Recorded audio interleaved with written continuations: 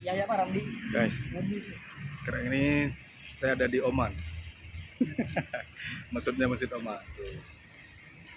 Masjid Oman Al Makmur, Banda Aceh. Sekarang nih ada mahasiswa yang baru pulang dari Sudan. Tuh, bajunya Sudan. Udah berapa hari di sini, kawan? Beda-beda ya. Ada yang kalau saya masih 4 hari di sini. 4 hari. Masih kebayang Sudan ya? Masih ke bawah Sudan. Suasana Sudan. Gimana nih udah kembali ke Aceh sekarang nih? Alhamdulillah udah kita pergi dari keadaan yang buruk, keadaan yang aman ya. Sehingga menjadikan situasi menjadi aman, tentram.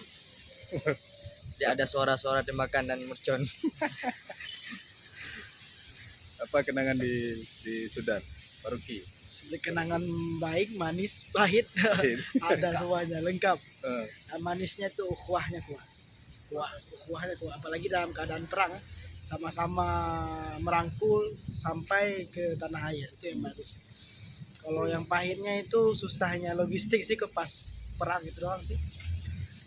Keramahannya orang Sudan itu terhadap warga asing, masyarakatnya gitu. Itu sangat ramah dalam menyambut warga asing, apalagi mahasiswa gitu kan. Ada hal mencekam apa kalau selama di sana? Ada nggak?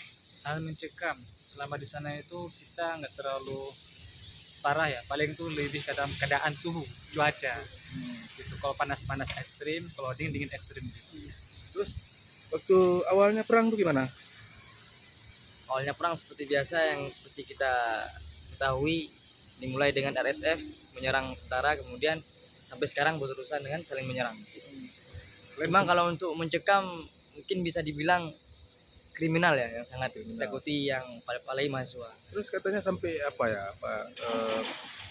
ada yang sempat minum air keran sebelum dievakuasi, terus ada Jadi, yang kejebak dalam situasi yang yang menakutkan. Kalau misalnya minum air keran itu udah sehari-hari kita.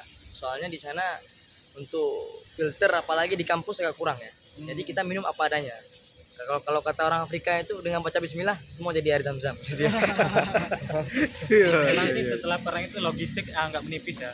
Masuk logistik di luar nggak bisa masuk, dan yang di dalam itu juga habis stoknya.